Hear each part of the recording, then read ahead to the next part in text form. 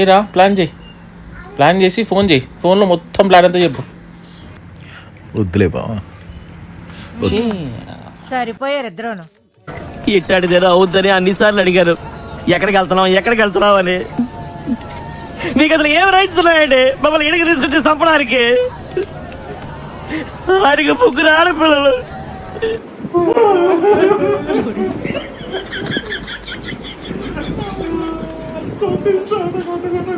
ఇది రియలైజేషన్. అటు చూడు. స్వీట్లు ఎలా ఉన్నాయి? బాగున్నాయా?